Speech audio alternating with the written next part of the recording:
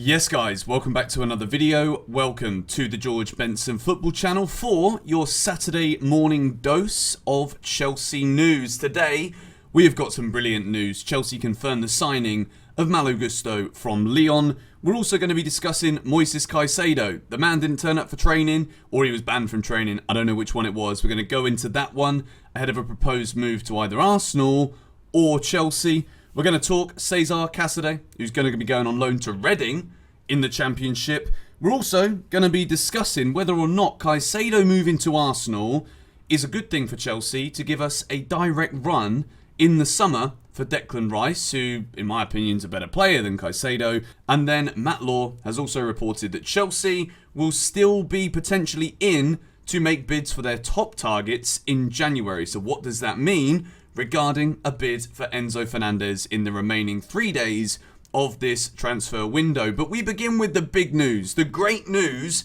that Chelsea have indeed confirmed the signing of Malo Gusto from Lyon. The fee is 30 million euros plus additional add-ons, and the key caveat behind this deal is that Lyon keep the player until the summer. So Malo Gusto will be joining Chelsea in June alongside Christopher Nkunku. So if you look through, Chelsea are building a pretty strong French contingent at the club right now. You've got Wesley Fofana, French, Badiashile, French, Malo Gusto, French, Christopher Nkunku, French, and N'Golo Kante through the middle. You guessed it, he's also bloody French.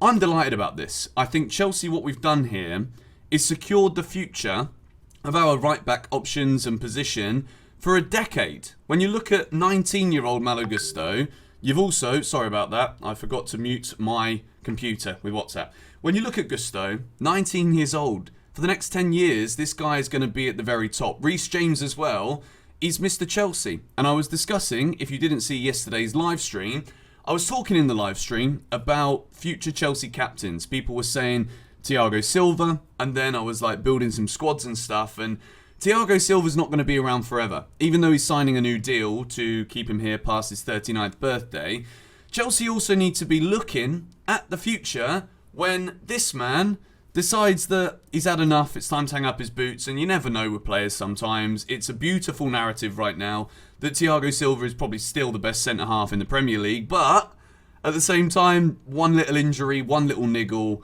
and that can change very quickly. So Malo Gusto coming in, what can we expect from Malo Gusto? Well, first of all, we can't expect him to change anything for Chelsea between now and the end of the season, but Azpilicueta, I think this all but confirms that Azpilicueta will be leaving Chelsea.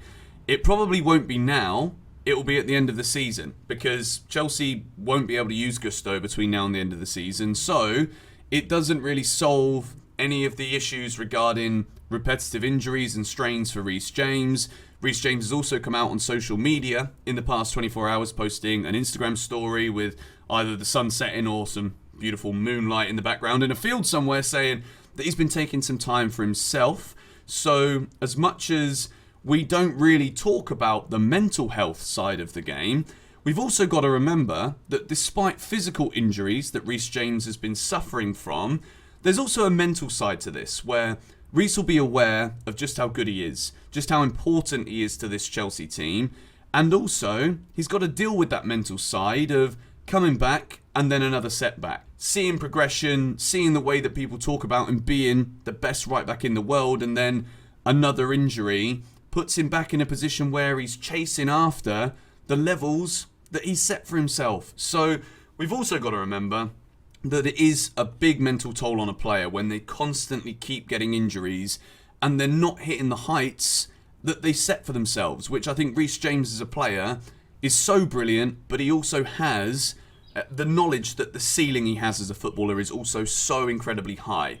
So with Malo Gusto being here, 19 years old, joins a club where he knows he's not going to be the number one choice, I think this is a great mentality sign. I think the fact he knows he's being bought in as competition is only great news for Chelsea. Cucurella's happy, Chilwell's happy, James, Gusto, and then we've got a stacked back line with Levi Colwill coming back, Fofana coming back from injury, Badiashile, and the brilliance of this man behind my shoulder. If you are as excited as me for the signing of Malo Gusto, please hit the like button on this video and make sure you're subscribed to GBFC because today of all days is a very busy one. There's a second video dropping and I will be live once again on GBFC tonight to chat with you guys about transfers from 10:45 PM my time, which is 2:45 in the afternoon in the UK. I'm probably going to have some football on in the background and we're going to chat Chelsea. We're going to see if the news drops because Chelsea will be doing work between now and the end of this window. So stay tuned on the channel for that. Get your notifications on.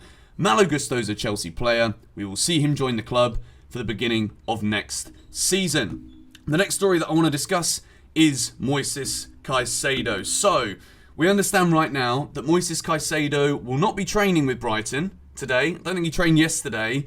And Moises Caicedo has made it very clear to the Seagulls that he wants to leave this January. There are lots of stories at the moment about Caicedo's wages and just how astronomically low they are compared to the standard of football he's producing for Brighton. And Caicedo sees the move to either Arsenal or Chelsea as the dream move. This is the big step up in his career that he needed, not just financially, but even though Brighton, ironically, are ahead of Chelsea in the table right now, Caicedo knows that a move to Arsenal or Chelsea is absolutely massive for his career. He's made it clear to Brighton that he wants to go. And Brighton, De Zerbi has come out and said on Sky that he really hopes Caicedo stays. I think a lot of that is down to the opportunity that De Zerbi sees this season, if Caicedo stays, to see what Brighton can do. Can they reach the Europa League? Is there any chance that with the way they're playing, the results they've been getting, can they make a push for the top 4? So it's also just come through right this second from Simon Phillips that both Arsenal and Chelsea are expected to bid again for Moises Caicedo. So I think with the player making it so clear that he wants out of Brighton, it's not anything against Brighton, it's simply because of that step up.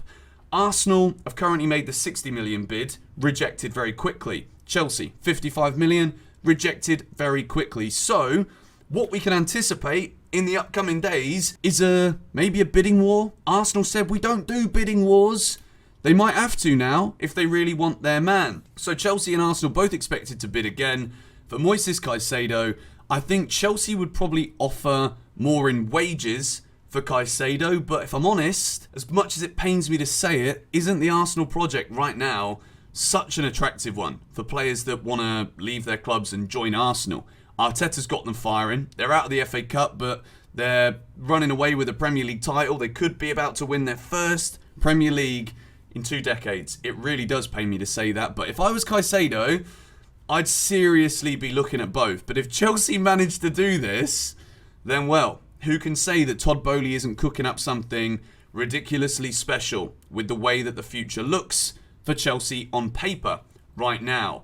The devil's advocate of Chelsea not getting Caicedo in this window, we've also got the reports from Matt Law that Chelsea might still be willing to put in bids for their top targets, which means Enzo. If Arsenal go out there and sign Moises Caicedo, in my opinion, this puts Chelsea straight back on the front path again for Declan Rice. And I think if what Matt Law says is going to be true, and Chelsea do go out there and try and use that release clause for Enzo Fernandez to sign him now in January, it is the dream. Now that we've got Gusto, if Chelsea manage to go out there, put in that significant bid for Enzo, secure Enzo Fernandez before the new amortization rules come in so we can give him a long-ass contract and write off the money slower, then this has got to be, if it isn't already, let me know your thoughts on this in the comments below. Surely this has got to be the best January transfer window that any Premier League club has ever had or seen. It would be absolutely phenomenal. Caicedo goes to Arsenal. I don't see them spending that kind of level of money when there's already Thomas Partey at the club. I don't see them going for Declan Rice in the summer. Arsenal have been rumoured and touted to be the favourites for Declan Rice's signature come the end of this season. Rice will be staying at West Ham now, I think.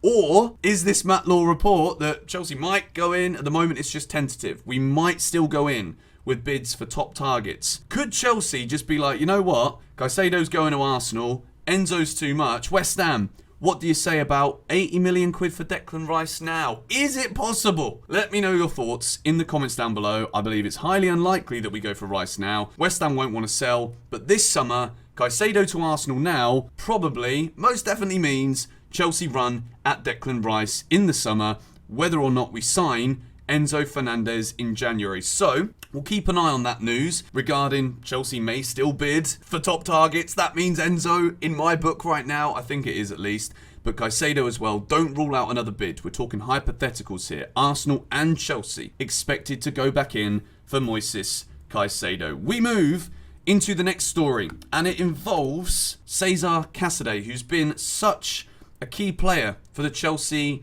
development squad in the Premier League 2, which is basically the reserves. It's called PL2. Chelsea are top of the league. I think we did get beat yesterday by West Ham. I think that was the same team. We got beat 3-2. Mason Bairstow scored a goal. And I do think that Caicedo going to Reading is a good move. I think I want to see players go on loan to teams in England because it gives us as fans a bit more of a gauge as to where we see the progression of the player. Bashir Humphreys, who featured in the FA Cup against Man City, he's gone on loan to Paderborn in the Bundesliga too. But Caicedo going to Reading, not only is it close geographically to Chelsea, Cobham, all of these places, he's not having to go and learn a different language. It's pretty straightforward. It's one drop down into the Championship. We see him doing well in the dev squad. Can he cut it in the Championship? Sets it alight. We know how that goes. Mason Mount set it alight. Tomori set it alight. Rhys James set it alight in the Championship. They come to Chelsea and we see Tomori scoring wonder goals against Wolves. We see Rhys James become Chelsea's best player. And Mason Mount, dividing opinion, but still Player of the Year for 2 years. So Moises Caicedo, this could be a massive loan move for the player. That is pretty much all of the news that I've got for you guys now. There is going to be another video based on some other news that's either going to be out before this one or after this one. So check the link in the description. And as I said earlier on, make sure you stay tuned to the channel, put bell notifications on, so that when I go live tonight, we're going to be looking through all of the stuff that's happening. I'm sure it's going to be a busy day today for Chelsea. We've got no football to play, so all of the work is being done behind the scenes, off the pitch, and it could mean even more signings, even more bids, and debates to be had. So stay tuned for the live stream. Subscribe if you are new. Hit the like button if you enjoy the daily Chelsea news. Come on, you Blues.